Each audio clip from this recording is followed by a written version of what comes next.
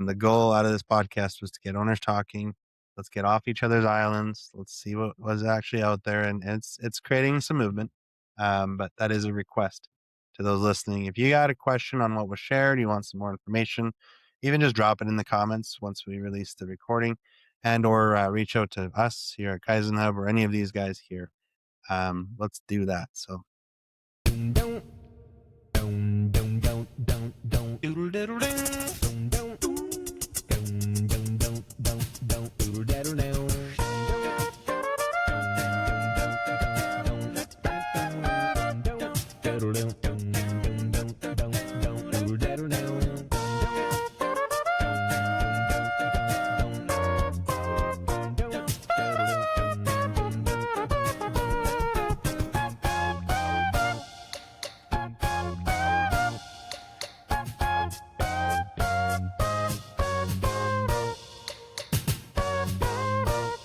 Right on. Okay, well, let's do it. We are on the clock here. Welcome everyone to this podcast, episode 6, aptly named KPIs. Play the game or make your own. Maybe that title will change as this podcast goes on. They usually do. Just want to say a quick hello, welcome to our usual clan. Norm there in St. Claude, Todd out in Kelowna, and Joel up in Cold Lake, Bonnyville. KPIs, key performance indicators, I believe is still the proper name for that. All right. Sounds about right. We're going to go through this unscripted. We're going to ask you guys to, obviously keep it focused on the KPIs you're up against or used to be up against. What I'm excited about is I've been out of the actual, game since 2016. So 10 years plus. I just want to know if anything's changed or if it's the same old drone. No disrespect, but everywhere I go, I still see or hear a lot of the same old things about how we're trying to measure, engage, control, or otherwise, change things, and it just doesn't seem to be going it. So, question to you guys is, what ultimately are you, being engaged on that you know of from let's say from maybe an outside source? I'm not going to name names versus what you guys look at internally. So, are you being engaged? What are you being engaged, or who are you being engaged by, and what are those things? Anyone can go first.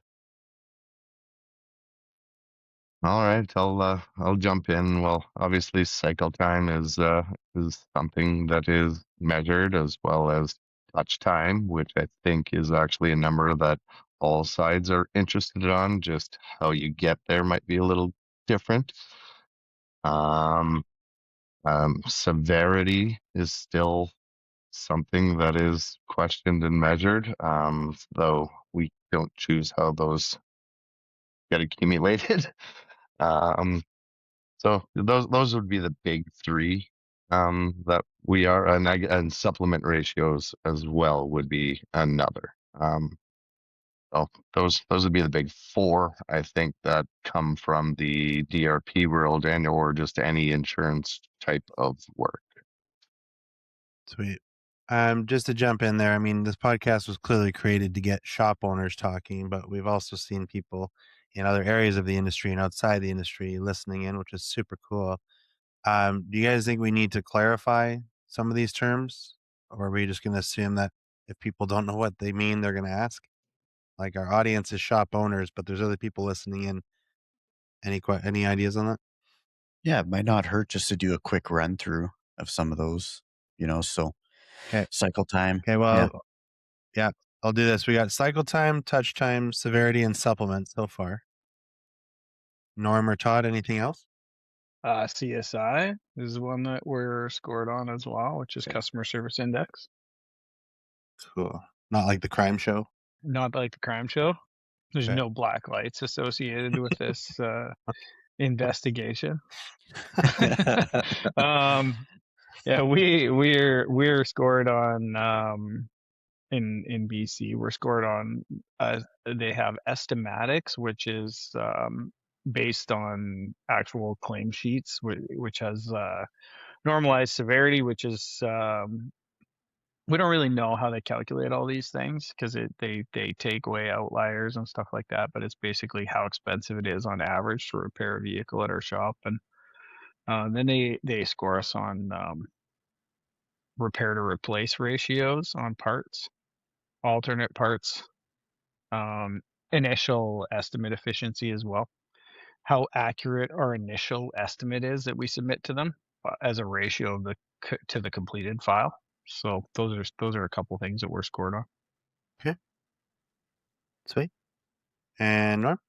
Yeah, we got a different, I guess I didn't know till now, something different going on in Manitoba here. Everything's always interesting in sunny Manitoba, but I'm just looking at my scorecard right now, which obviously our insurance company here, sole government-run insurance company, has here. So first up, we got ask approve variance. So that's measured as a percentage. So these are things that you ask for and get denied. So it's what's approved versus what is denied in a percentage. So obviously KPIs are meant to drive a certain amount of behavior. So they figure that they want to keep shops asking for things that are legitimate, which is understandable, but inadvertently, obviously, it's going to stop shops from, asking for things that may require a little bit more of an explanation in fear that they'll get denial there. So got to ask approve. Sure. AAV is what it's called. Average supplement per estimate. So I think that's a pretty common one. Realized part savings, so RPS. So in Manitoba, we've got a pretty unique measure for our parts. As SGI just rolled it out in Saskatchewan. So it's basically the percentage that we're saving the insurance company, OEM full price versus what we're billing them. So the alternate part, which is aftermarket, reman, or recycled. So we got our RPS variant. So there's a target. How much are we off on that target? NPS, Net Promoter Score, so kind of like your CSI True Crime Show. And then we've got 3 that are based on Mitchell's, NPS is also based on Mitchell's surveys that they email our customers. So we got NPS. Repair status usage is one where we're graded on how well we use the statuses in Mitchell, how we change them as the vehicle progresses through our shop. So I recently got a slap on the hand because a vehicle moved too quickly from one stage to another. It's not physically possible, which is ridiculous. We just fired up. Frickin' Norm. Yeah. Like, what are you doing over there? We just fired up the Feather Prime and Talk podcast. So there's a shameless plug for my Manitoba crew. But we were just talking about this, like those statuses have no provisions for pre-painted bumpers. They don't even have a reassembly status. This is how out to lunch these statuses are. But nonetheless, we're graded on those. And then we have repair records on file. So they audit our files to make sure that we have the correct documentation. And last and certainly not least, repair accuracy. So they come into our shops. If we have a structural job that's on the go and we don't have the right technician working on it, or we don't have a has to be printed, OEM procedure for the structural repair that we are completing, that would be considered a fail. So that is what's up in Manitoba. And cool. Sorry, go ahead, Todd. I was just going to finish up with, we do have cycle time and touch time. We don't get scored on it. It's actually not even filled out this month. So they randomly fill it out. So that's good. Okay. Sorry to cut you off there. I have a list then that I'd like to ask you guys real quick. Anyone can explain what it is. And then the question, is there value in measuring it or not? So I guess people are listening in. We're going to have to give a thumbs up or a thumbs down and a yes or a no. So first up, cycle time. What is it real quick? Anyone? Depends how you're measuring it. Yeah. Oh yeah. Now we're going to get into it. You bet. What's I guess cycle time? the biggest way would be just the keys to keys would be the easiest way to explain it. When the keys are dropped off in the body shop, you actually have control of the vehicle to the time that you deliver the vehicle. Not when it's ready, when you deliver it. Gotcha. So when the keys are handed to you and then they're handed back to the client, Measured in days. is that a measurement or KPI that has value? Yes. I would Agree, say yeah. so. Yeah. Todd said, yep. Now, touch time. What is that? The amount of I guess that one is pretty much the amount of hours per day that you physically have hands on the vehicle. Agreed, gentlemen? agreed. And is that a KPI that has value to measure? I would say so. Definitely. Yeah. Yeah, I'm playing devil's advocate here, but 100%. Well, then you're not doing a good touch job. time. You know, Numbers don't yeah. lie, right? Yeah. I love this one. The S word, severity. What is it? We've talked about this lots, haven't we? Mm-hmm. Right? Is that you just actual cost of repairs? Yeah, average To severity. properly repair the vehicle back to not pre-accident condition, but post-accident repair that is safe and obviously proper. Is that a KPI that should be measured on you? Depends who you ask. I'm asking you. I would say no. I mean, I'll give MPI I kudos. They quit measuring it in Manitoba on a per Yeah. shop basis. There's so we'd have to have a whole show to unpack that one as well, right? Because if Todd's Yeah. average severity is less than mine, well, what's his work mix like? What's his vehicle type?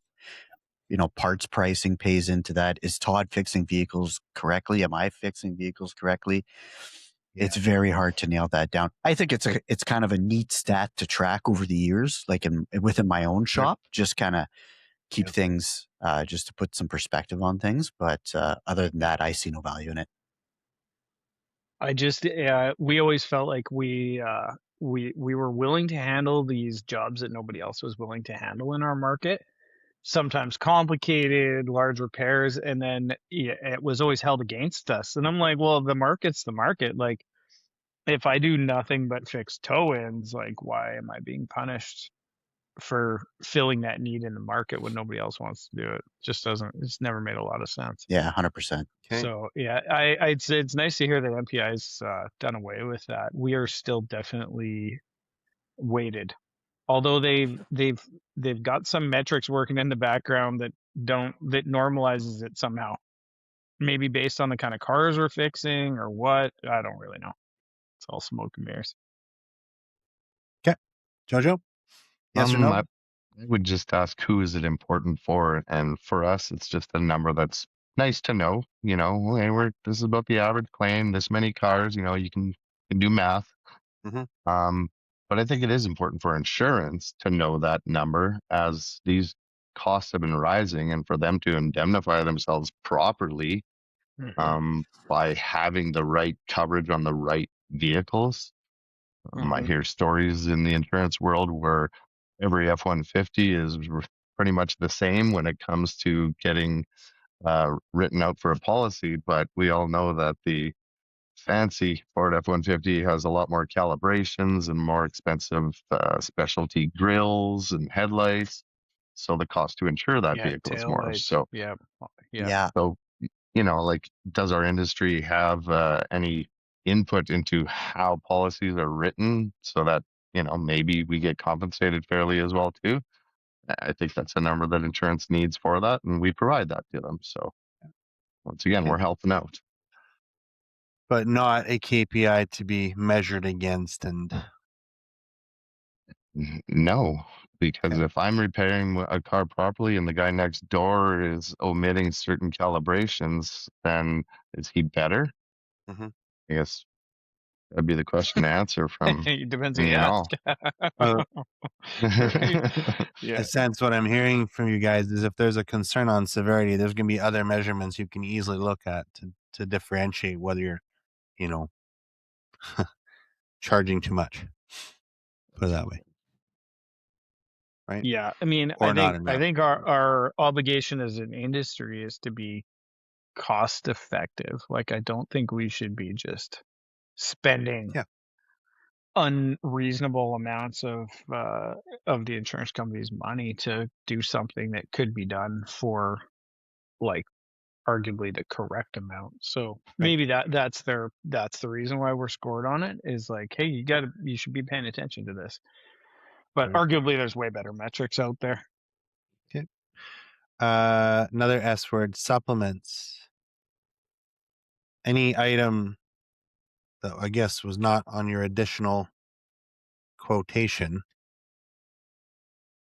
estimate, whatever you want to call it, at whichever point that's been done, prior to the car coming in on a drive-by, when it comes in, and then you send it into production, or sometimes, sadly, even once the car is gone and something else comes up, that would be known as a supplement, correct? Correct. Right. Good to be measured by or not? Yes.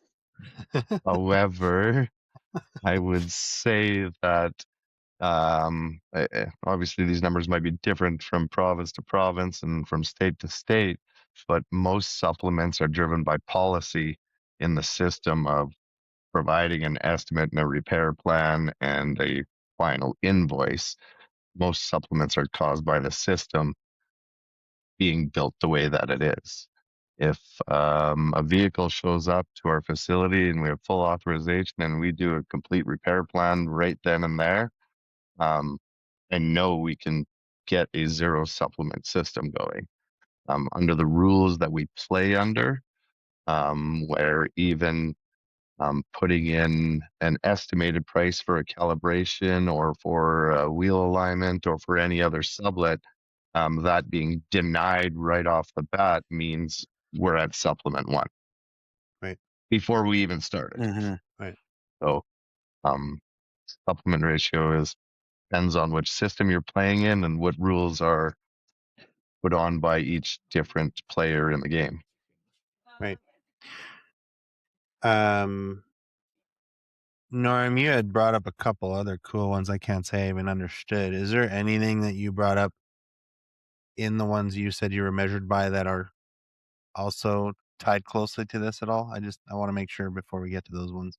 Anything that they're gauging on supplement? Yeah, they are average supplement per estimate. Okay. Yeah. Yeah. So, and again, do you know when that?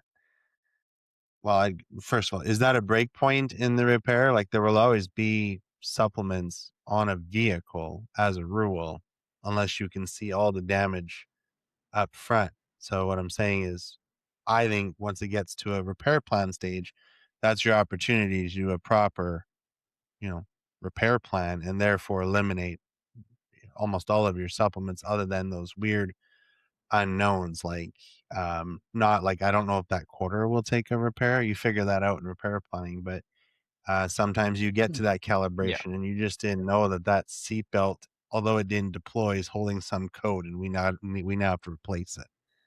Is that a fair statement? yeah, I would say that's a fair statement. And Okay. to Jojo's point, though, it depends on the process. And one good thing here in Manitoba is that any estimate, when the insurance company writes the first estimate, our first supplement on that estimate does not count as a supplement in our count, which is fair. That's something that our trade association advocated for, and it makes sense, right? And we understand the purpose of the insurance company written estimate, and we don't need to get into that. But yeah, and then if we're writing the first estimate, our process here is to do complete disassemblies. So, and I feel like those numbers are reflected accurately in our scores. So. Okay. So, the yes-ish, as Jojo brought up, is gauging your KPI on supplements a good thing? I'm good with it in my market. I think it makes sense in our situation. So I'm good. I think as a shop, it matters internally to us a lot. Our supplement ratio is just a reflection of how well we're doing repair planning. Okay. And our work up front, but to get hung up on a supplement ratio when some of these things are just so far out of your control is just it's just not something you should be focusing on. Yep. That's my take. Okay. And Jojo, still in the same? Yeah, like especially when you're considering newer hires let's say that are being trained in certain, whether it's in repair planning or a junior estimator of that sort. It's definitely something that you can track and say, hey, you got a couple more supplements. I think we need to dig a little bit deeper into our repair plans and not just accept it. Let's get clear right off the bat. And so I for think an the internal training, a more interesting metric is actually ICBC's initial estimate efficiency metric. That I actually think this is a real reflection of how much more attention a shop is paying to repair costs before. Like the top 25% in our region have initial efficiency of 94.16%. So sorry, So explain that if to me again, because I'm not familiar with this. yeah, so your initial submission Mhm. is 94% of the finished repair cost. Okay, That's the interesting. top 25%. So one of our shops, March of 2026, was at 94.57. So yeah, in the top 25%. Actually, it's number 3 out of 27 on initial estimate efficiency, which is, I think that's a pretty good number.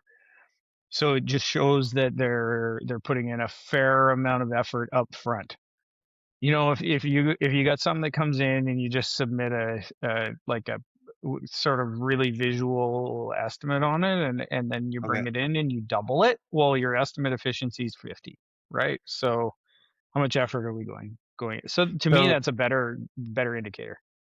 and I one, love the word submission, but what I'm curious on is the when. Like, are you saying that on every vehicle you're going to do your very best to submit an estimate without even laying a wrench to dismantle and No, inspect? definitely not. No, that's very So is it policy later? driven. Yeah, it's very So- policy driven. On a hit and run, we're not allowed to touch it. Right. And if we've got a train wreck of a total loss, like we don't want, or what could potentially be a total loss, yeah, we don't want Right. to spend 30 hours Yeah. disassembling it and doing all the stuff so it's policy driven.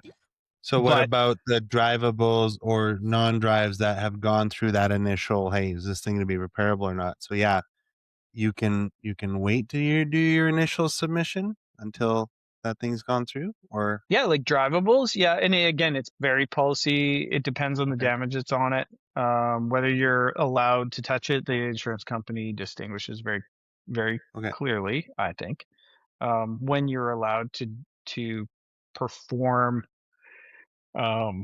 actual work on a vehicle prior to submission. So it can't include repairs. Like there's just certain things. So pretty good. So you submit 100% accurate estimate on a drivable repair? Yeah. Mhm. Yeah, you can. You can do Yeah. it. so That's basically, the only this reason is that we get into the 90s or the Mhm. 95s or the 98s Yeah. or whatever. Yeah. Well, because then you introduce some like advanced repair planning where Yeah, that's right. it's a go for it. If it's tapped on the bumper and you want to make sure that absorber is not cracked, because that kills anything bringing Yep. that job in if you don't have the parts. You But got it. to them, they just want to know that that sheet is as Yep. accurate as it can be, right? Yeah. Very cool. So I think it's kind of interesting because as an insurance company, what it means to them is not something I know. You could hypothesize that they get a better understanding on initial estimate of what kind of repair they're accepting. I always call it Mhm. like accepting scope. Mhm. But yeah, I don't know. But from a shop perspective, how high level are we performing on the initial sheet is that's an important thing for us. Because what does that affect, guys? Like it affects your keys to keys, it affects your Mm. touch time, it affects your like all of the metrics, except maybe your repair cost. Okay. So what I think I heard is that you guys are all for gauging supplements because internally you're watching that, as you said, Todd, and saying, are we making every attempt to get it right up front? Yeah, you got it. For the shops listening that are gauged on supplements and not doing so well, it's a great thing to go look and ask, well, where are these happening? If they're happening in dismantle repair planning, you're doing it. But if it's happening in reassembly or, you know, Yeah. after, right? But are you guys actually, like when I say gauged, actually held to it, penalized, questioned, challenged by anyone on supplement. It's part of the to make sure- overall. It's part of the overall score. It's just Okay. a piece of it. Okay. Yeah. Sweet. Awesome. Here's a fun one. CSI, and you had said NPS. No? Yeah. Right. So, I mean, we got a couple of minutes. We can talk what that means. What's CSI mean to each of you, and or NPS, and then of course I'll ask the question.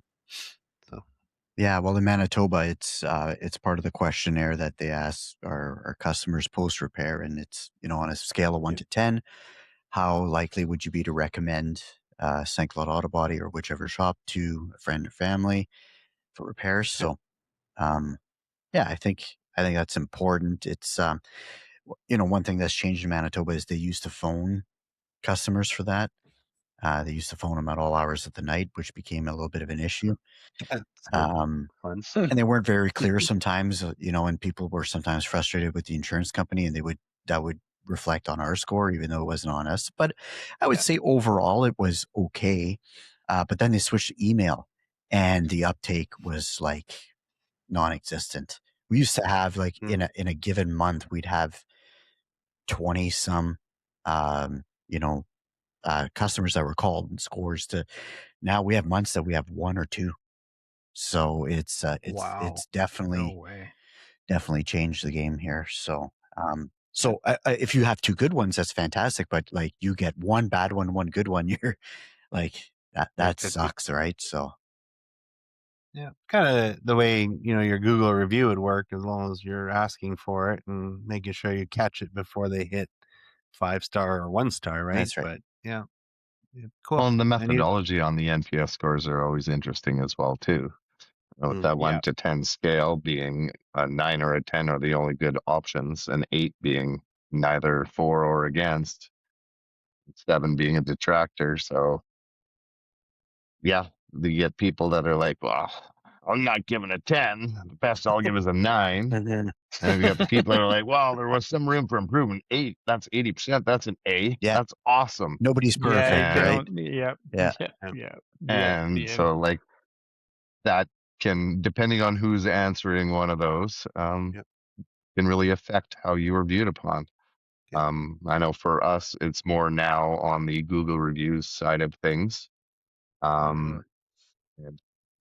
And in all honesty, in today's world, like I hear you saying how they couldn't get people to answer anymore, especially when they got through email. And it's like, if you don't get them on the way out the door, it's over. You're not going to get that request. So we've integrated a few different ways to try to get reviews right out the door, because it does help us. And that is used by our network to gauge us as either a reputable store or not, right? And that's how the insurance companies are looking at shops on how good are their Google reviews. That's a big number for us. So that the insurance company's looking at your Google reviews. Did I hear that correctly?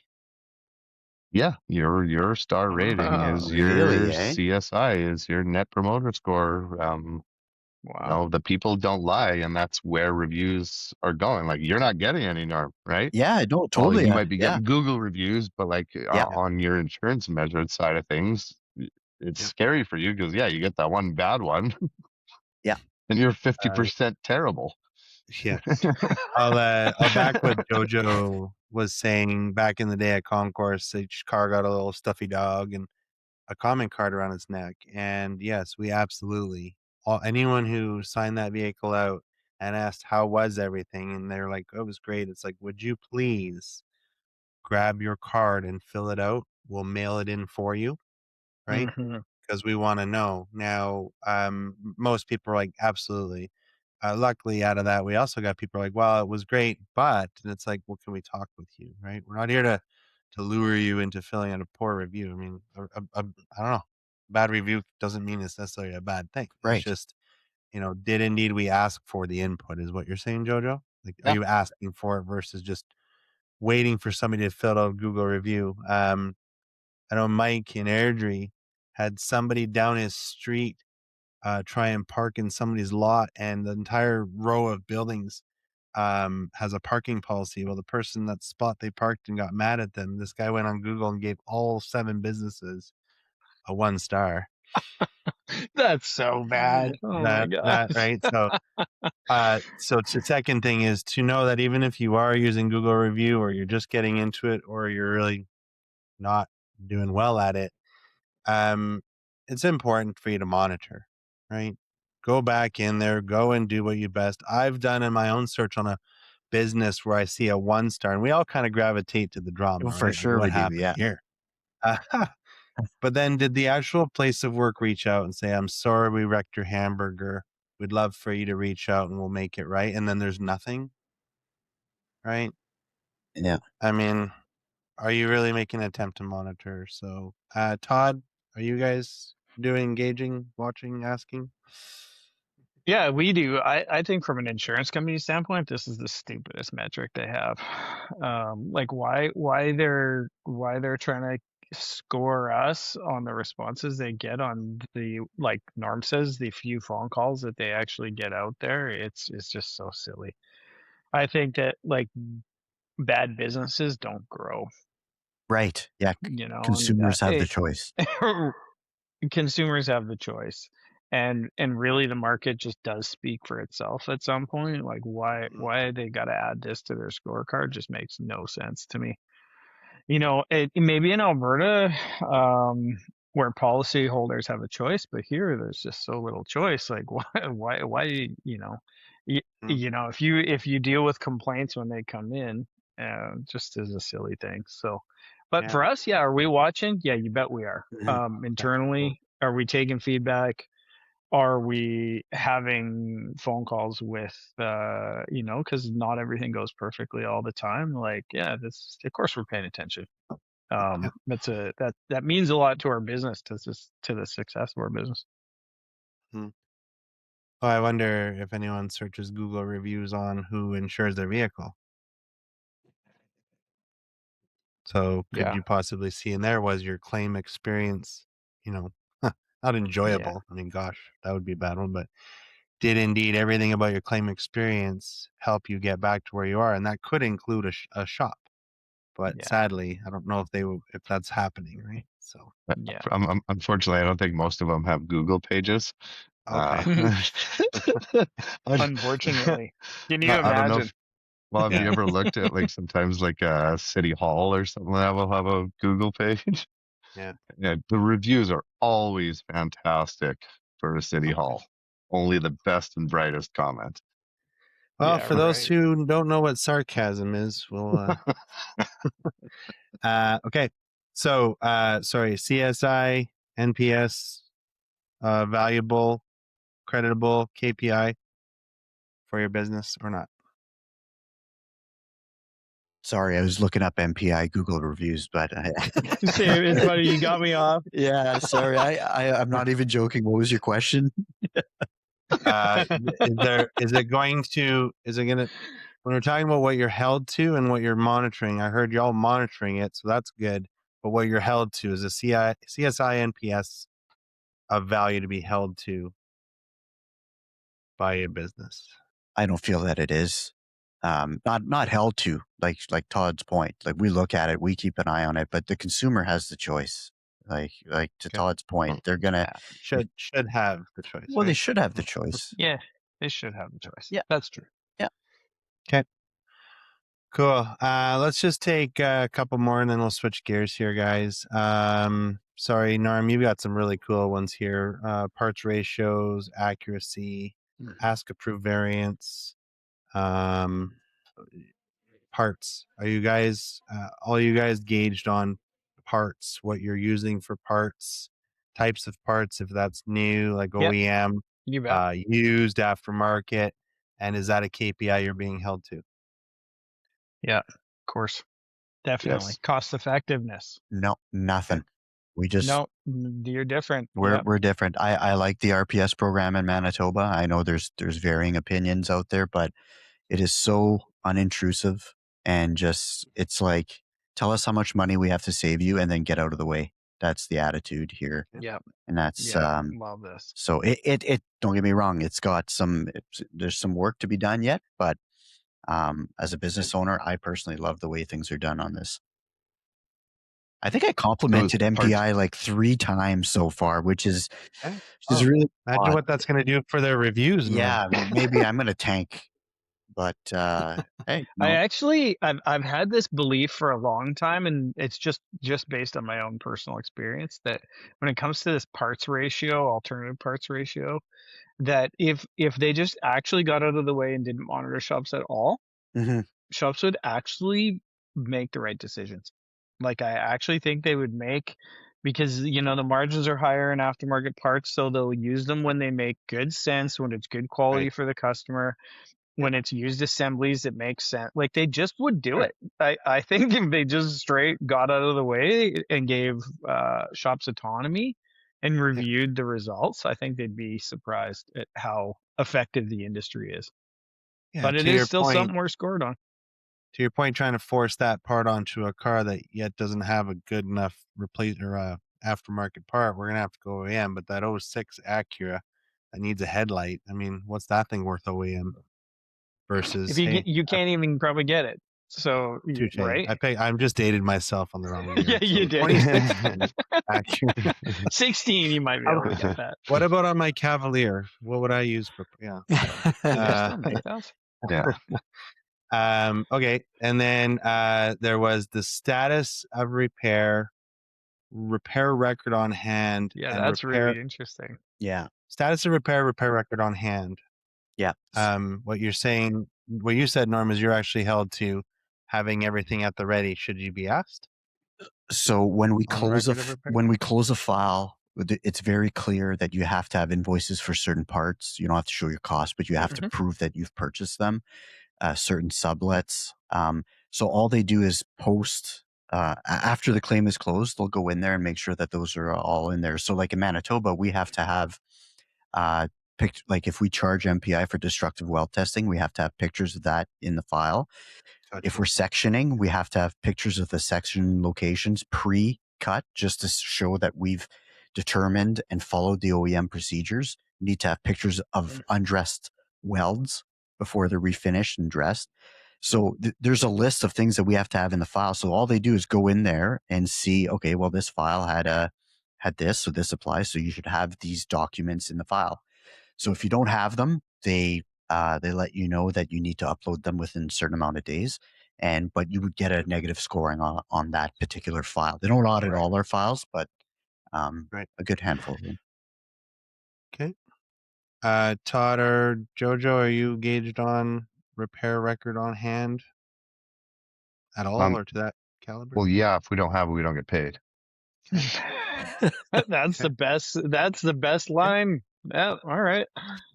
Yeah. So, we're audited post repair, and again, sort of what they call them QAs, and we'll get like a QA variance if we haven't uploaded the required documentation based on the repair.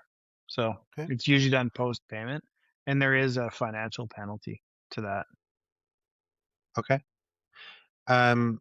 So are you guys at all seeing where maybe the last podcast, this will be a plug for our buddy Michael Girizzo at Collision Clarity, where the word transparency came up? Transparency.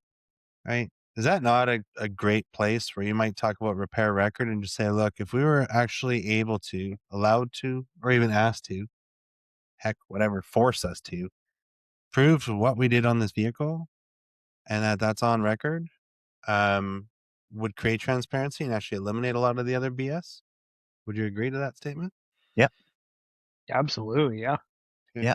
all of us on the same standard. Yeah. Now Whoa. you're talking. Yeah. Yeah. Yeah, imagine that would level the playing field in a way that I don't think this industry's ever seen. Mm-hmm. Okay. You are or you aren't. Yeah. It's as simple as that. Okay. Very cool. And that was repair accuracy. Sorry, Norm. I also had status of repair, which I don't know that I was ever gauged on that back in the day. Todd, Jojo, are you No. KPI'd on status of repair? They don't have any sort of policy that I'm aware of around status of repair. Mitchell's statuses are pretty basic. Okay. I think. Norm, you get to use them all the time, Norm. What do you think? Are they reflective of repair status? No, they're completely inaccurate, and we knew that, and we didn't really care because, like I said, it didn't matter that much. But what MPI has done now is they've offered visibility for the customer to see those statuses. Oh, I see. Now I've got a problem with it because, Todd came in for his estimate. Right. I matched the color to his bumper ahead of time. I pre-painted his bumper. I shared all this information with him. Now I have to my CSRs have to move the statuses, but not too fast, right? So the vehicle gets delivered, set the oven timer on the counter, because if it's within 20 minutes, Oh my. it's not possible for it to go from paint to deliver. So now it's one of those things. It was happening all along, and we're like, okay, who cares? So now they've tied that in. So I've got a little bit of a beef with it. And now they're looking at that for the rental car days, which again, I have a beef with. So Right. there's no, the statuses are all, there's no like waiting for parts. There's no, you can write notes Right. in there. You can do certain things, but it just, if we're really going to put some weight on this, we need to dial it. We need to Yeah. dial it in. It's got to be accurate. Well, your status of repair is indeed right. Yeah. When did you bring it in? When did you do a proper dismantle? How many days for parts that came from that dismantle? Maybe you have to wiggle some stuff in there for sublet, Mhm.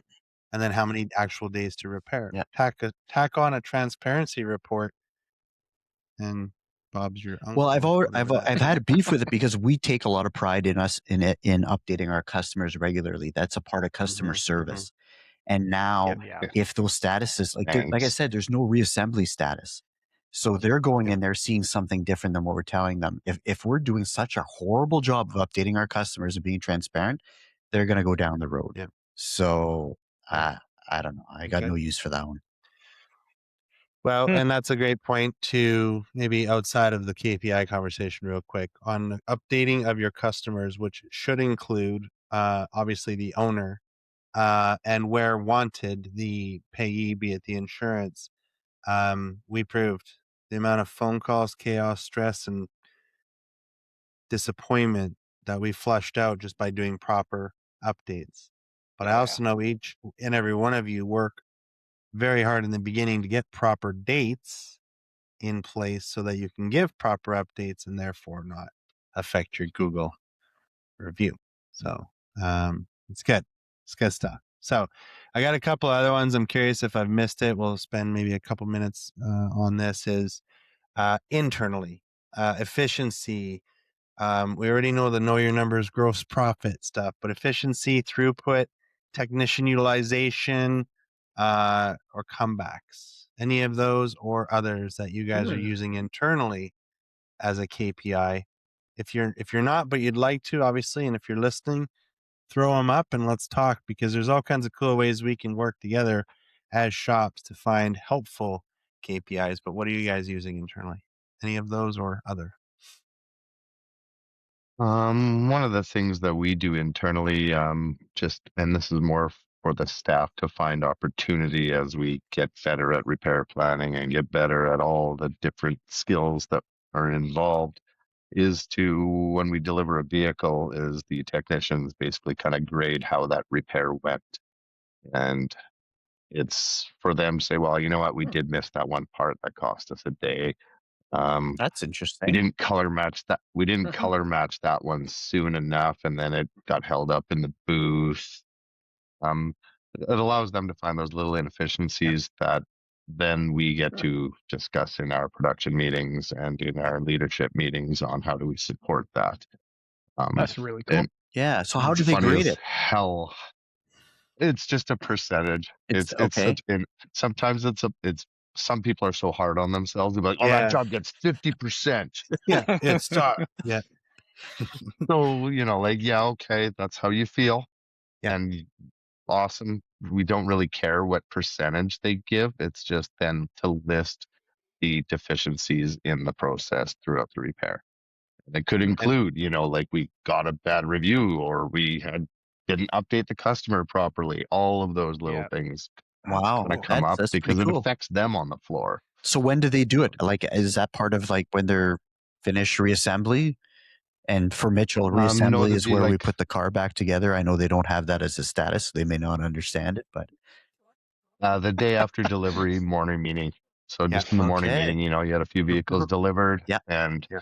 of course, when we first started that, he would get into overly lengthy discussions Right. about what went wrong. And it's like, no, guys. Yeah. That's not what this is about. This is about just identify. Let's move on. Yeah. No Yeah. finger pointing, no blaming, just identify what went wrong. Give a Dude, grade, that's move like on. the fighter pilot, like nameless, rankless debrief, right? Like that's so Yeah. awesome. Yeah, how did it go? Did we complete the mission? Yes. Did it go as planned? Not quite. You know? Cool. Yeah, I love it. I'll vouch for it. I stood in that when they first started with it. It took a bit of time, like you said, Jojo, to just trust the process and be like, guys, yeah, that one was frustrating. Like you're almost letting some of the you're letting Fizz out of the meeting. That's That's prestige very Fizz meetings. cool. It's the same Yeah, thing. All they're Fizz doing is meetings, yeah. they're writing down per job at the day after they leave what gauge they gave it. And as Jojo said, I've watched them be quite like tough on themselves. Like, wow, the filler had sand scratches, but it could come from a prep tech or a body tech, Mhm. and they're talking about it, right? Mm. They're not slinging mud at each other. But then what was also cool is that they start to see that they don't ever really truly hit 100% because they're looking really harder and harder and harder. And it came, hey, Jojo, over the years, it was like, we missed a headlight, we screwed up this repair, blah, blah, blah, to like, we missed a clip on a $30,000 hit. Mhm. Mhm. And so now it's a 9. Yeah, or whatever, right? right? You're like, Yeah. Wow. that's And how refined it got, and it's an wow, amazing thing. that means you're a Yeah, lot better than you used to be. we'll use a percentage. We will not use a net promoter score for that. I don't agree with that methodology at all. Yeah. Yeah, Yeah. fair enough. Absolutely. Fair enough. Anything under a Um, 9 sucks. You know what? I'll do a prop out to the team out at High Caliber in Creston, Walter Clayton. Walter Clayton got frustrated watching, the X amount of dollars going out the door in broken parts or lost parts, because it happens in every business. And so let's say you've got, 10 grand in internal costs that we've either damaged or lost. They said, hey, it's part of business. It's going to happen. But what if we created some better processes like proper parts cart storage procedures, you name it. And they put a thermometer on the wall and said, anything below 10 grand this year will divvy up amongst the entire team. Yeah. Interesting. And they're killing it. Now, I did warn them that we also went into a place of business, not a body shop, a manufacturer that had like the 382 days accident free. And they were like giving people reward on that. But once you looked at their sick days record on how many people were going home because they weren't reporting their injury, so they didn't affect the score. So gluing that belt molding back on the car, Right. you got to watch for that too. Careful, So careful. Yeah. The Yeah. old you liquid can't clip. just punch Yeah. it, right? So Yeah. back to What are you talking about, Norm? Yeah. Back to what you gauge is great, but don't leave it to just that. You got to go and, like Jojo said, and investigate. Ask the questions. Did we Wow. get it right? Right. So Yeah. okay, cool. Again, if you do have anything else to share on technician utilization or throughput, anyone got So- a very cool or effective KPI they're using that just not only makes sense to you but also to your team? Well, I guess I can share, some of the things that we use for our bonus system and to qualify. And so I guess that's some of the KPIs that we watch, some of them being financial. So gross profit, we need to be at a certain level to be able to pay out a bonus. Throughput, simply because you could be super efficient, but if there's only 2 of you in this giant building, we're still not going to make the grade. So there's a minimum throughput. And all this is based on knowing your break even point. So you got to understand all these things. So throughput's the other one. Know your numbers. Know your yeah, right. numbers. Know your Yeah. numbers. Efficiency, group efficiency, which I'll take a quick pause here on that, which is another contentious one, right? We've all been in groups where it's, oh, are you counting your wash bay personnel? Are you not counting your wash bay personnel? We do things a certain way here. When we get into a performance group setting, it's just important that you're all talking the same language. We'll leave it at that. Here we do count our wash bay staff in that calculation. So there's a certain amount of efficiency that's expected with everybody that touches the car. So that's another one we measure. So those are kind of the main ones that that we like to look at here, and then from there, depending what your position is in the building, those be different KPIs that apply to your scoring and to how you bonus out every month. But everybody bonuses. But yeah, those are some of the main ones that I like to look at. They give you a good pulse on the business. So what I heard you say is that, again, knowing your number, picking a number, also understanding why it is that way. Mhm. What is it we're measuring, and why are we getting the result we are? For sure. So whether it's you internally or with your team, or even like you said in a performance group, Mhm. it's okay to go with completely different numbers, but do you truly know why? Not Exactly. not not excuses or woe is me. It's just like, yeah, my severity is that. It's just something important to monitor. I mean, I remember sitting in one of the first rooms with JoJo, and all they were getting was deer hits, man. I'm not talking like the little tiny deer you see Mhm. out on Vancouver Island. I saw one the other day. It looks like a rabbit. I'm talking like these things are like the size of a horse, Yeah. and anything that hits it's going to drive that severity up. We're in the city of Calgary, you know, at most hitting like a yield sign. It's a not, it's a different environment that's going to produce different severity. So at least we knew why, right? Yeah.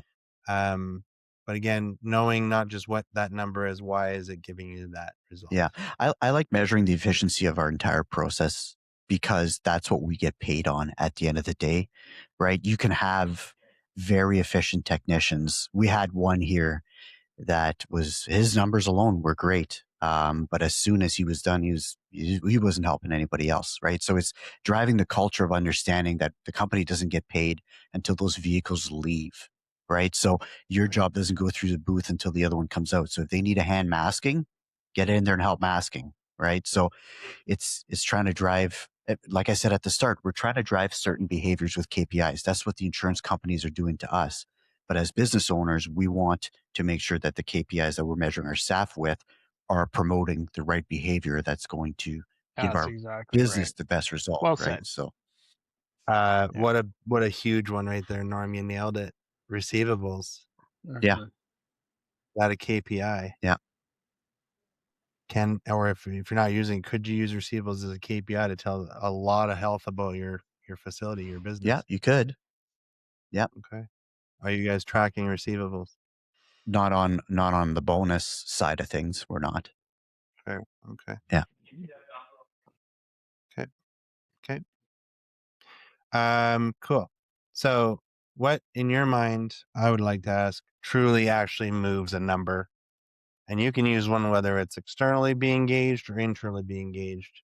What would one thing you guys all would say, hands down, this is a KPI that we are are using or being used on us, hopefully not against us, but to us to show um the goal here, that the question is what moves the actual needle? What KPI are you guys using that moves the needle? Well, Hours sold. I'll go first. It was it's receivables. It was back at Concourse, and it is in our current company now. Based on receivables, it's everything from a clean, healthy file should be closed and paid. If it becomes an external constraint because the adjuster is behind due to a hailstorm, or one silly rule was we don't pay until 60 days. Well, guess what happened on day 61? Where is the money, right? I'm talking, are your receivables so high because you're missing parts, invoices, you can't bill it, you can't close it? That was huge and still is for us. A KPI of take your receivables, make them clear, your 30, 60, 90. Back in the day, if it went past 60, that was like red alarm, right? What's going on and why? So that's mine. Yeah, where the way that our leadership and admin teams and stuff are bonused is based on invoiced repairs. Okay. We don't stress to them about the post invoicing, collection of that receivable, whoever that may be with insurance companies and things. But in order to qualify, um, they need to be invoiced, and there's no gaming that data because we actually pull it out of like the reports are pulled out of AutoHouse automatically. So Right. it's just like invoice repairs or invoice repairs. If it's not on the score sheet, you don't get it. And I think from what I understand, correct me if I'm wrong, Todd, once it's invoiced, it's actually pretty easy to get paid. Yeah. Yeah. Yeah. Okay. Yeah, but Whereas that maybe means in, it's done. It's yeah, done. It matches the insurance company's file or who, whatever the pay. Yeah, of course it's done. It's easy to get paid. There's the odd in our lag, but world, yeah, in our world, it wasn't the case. It was Mhm. I done, understand. stamped, closed, and now you're playing the game of go get it. So Yeah, yeah. it's But just that's something. I don't know if our that's changed, but our frontline people like just don't have any effect on that. Like that's not yeah. something that we Yeah. hold them accountable for. Okay. Jojo or Norm, or sorry, and is there anything else that you use? Is that a big one for you, Todd? Is Yeah, it's a big invoices one. out? Okay. Yeah. Todd, Jojo. I think a good one for us is especially within the shop with all the staff is just simply hours per day. Mm-hmm. It's something that is very visual to the staff to see whether the new techniques we're implementing are actually working, because if that number doesn't move, then almost every other number will not move in the positive direction either. So that one internally for our own shop is a driver of how well we're doing. If we're meeting those goals, you got your break even point involved in that, as well as your Yeah. bonus involved in that. So Yeah. that's a great one for us. And make no mistake, using hours per day creates pull, right? And you're not rushing it out the door. You're making sure it's done right, because if it comes back, it's going to affect your next day's hours, which then ultimately reduces your increases your touch time, reduces your cycle time. So Yeah. there are shops out there proving, and we have names we can share, and they're on this call, and there's others out there that are truly shining above the rest in touch times, and that's a big part of it. It's create and pull. So good on you, buddy. Mm. Norm? Yeah, I like hours per day, hours per month. You want to keep it, relatable enough that it just doesn't get lost. I mean, our scoreboard that we look at it in every morning has hours and efficiency. And I think there's 2 points I want to make on that. The first one being um, understanding, having a culture of understanding what those numbers mean and how everybody can affect those numbers. And it's very easy for certain people in the business to say, well, especially in your admin process, well, I don't have any control over the tech efficiency. Yes, you do. You do. Yeah, you And do. you need to talk about that. And everybody needs to understand that. So that's one thing that I want to, encourage people to do out there is make sure that your staff, like, why are we, why are goals important in a hockey game? You should understand that at a very basic level. Who can score goals? Who, how is everybody involved? So I think that's super important to just make sure. And I honestly forgot what the second point I wanted to make was, and it, but I'm sure I'm going to come back to it shortly. But Sure. just making sure people understand that they do truly have an effect on those numbers. So Know your numbers. know your numbers. Mhm. All right. That was a lot, and I loved it. Is there anything, guys, that we didn't touch base on with, like, no prep and unscripted, that you guys want to close out with? A question for each other, something to share with somebody out there? If not, that's cool. I just remembered my second point. Here we go. There it is. I was just All killing right. time, Norm. Yeah, All yeah. right. Thank you for stalling like you did so well. You're welcome. I would argue good that at it. any KPI that we look at, most of even the top 10, have an effect if you're talking about them every day. That's what I wanted to say. Yeah. Just Yeah. raising awareness about them, generally speaking, will usually drive better behavior and within the business. So that's what I wanted to say. Ryan's probably going to leave my whole mess up in there, but maybe he'll edit it so I don't look like a Oh, yeah. complete Love it. idiot. Nah, leave it Love in it. there. Leave it in there. Yeah. Now that you said it. Scrap it. Yeah. This was mine. And I think about it back to even for those who have kids when you're potty training, right? Whether you use stickers or M&Ms, I mean, that mattered. When they accomplished the job, they got, so to speak, a reward, but they kept score, right? our kids kept score. They knew, right? Sometimes you get discouraged because you didn't make the whole week, but to actual business, like the know your numbers, show your numbers. Yes, hours per day, issues on jobs, all of that, invoices out, things that you're measuring to let your people know how the business is performing is huge. But why don't shops truly share their numbers? Why, to me at least, it felt, why are we on an island still? And what ultimately could we do outside of what we're required to report on? What could we do? What could we do to invite the idea of us starting to actually share a general, even across the board, different provinces, different strokes, different folks, but could we, or could there be a way of us sharing more openly how shops are doing? And the reason why I ask is the ones who are sharing and creating a difference start to inspire others to do the same. But I don't know. Is it a pipe dream still? Well, Just like this podcast was started to get owners talking, could we start to create something inside of this beyond repair that maybe allows shops to do that? I don't know. well, some of that's already happening today with the interprovincial auto house reports that the associations in that's right. Manitoba, Saskatchewan, and BC are sharing. So there's always some interesting numbers in there. I would argue that maybe we need to get more shops involved and make the sample size a little bit bigger. I don't remember the details, and make sure we got the right mix: dealership, rural, independent, all that fun stuff. But there's some pretty good numbers that come out of that report that are interesting, and it's funny to watch them shift, where one province is doing really great on something 1 month or 1 quarter, and then the next province is doing something different, right? But I think as a shop owner, it really starts to get us out from under our rock and see what these numbers mean. Like I have a spreadsheet of numbers in front of me, and I remember when I first looked at a spreadsheet, it's like, well, is that good? Is it bad? I don't know. So now you start to put bring context to those numbers, and bringing that context from a larger scale, like province by province, I think is super cool. Like when you get home and dinner's in the microwave, you're like, is that a good thing, or am I in trouble here? Not normally. Context. Sorry, Yes. that's cool. What I heard was there's an interprovincial happening. It's happening throughout house. How does one, like, do you sign up for that and now that just pulls you into the report, or how does that work? Yeah, talk to your association. So ARA, ARA pushes it out. yeah, Okay. ATA. Yeah, the what Western if we don't Canadian have an benchmark or whatever. association? Sorry. What if we don't have an association? Oh. You call a friend, they'll forward it to you. Actually, they do have some Alberta numbers in there as well. I think they're pulling they some do. data. Yeah, they do. Maybe we should just start one, Jojo. Yeah, maybe. Okay. Another podcast.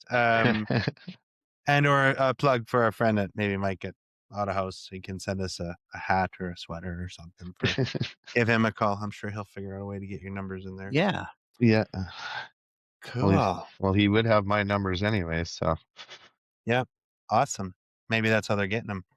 So with that said, gentlemen, I absolutely appreciate you taking time out of your day to share this stuff. And we're always asking, and I'll just be honest, very rarely getting people sharing what they want us to talk about. We get huge numbers more and more every time watching these podcasts, which is cool and it's encouraging. The goal out of this podcast was to get owners talking. Let's get off each other's islands. Let's see what was actually out there, and it's creating some movement. But that is a request to those listening. If you got a question on what was shared, you want some more information, even just drop it in the comments once we release the recording, and or reach out to us here at Kaizen Hub or any of these guys here. Let's do that. So again, thanks guys for all your time and effort. Appreciate it. And the goal out of this podcast was to get owners talking. Let's get off each other's islands. Let's see what was actually out there, and it's creating some movement. But that is a request to those listening. If you got a question on what was shared, you want some more information, even just drop it in the comments once we release the recording, and or reach out to us here at Kaizen Hub or any of these guys here. Let's do that. So again, thanks guys for all your time and effort. Appreciate it.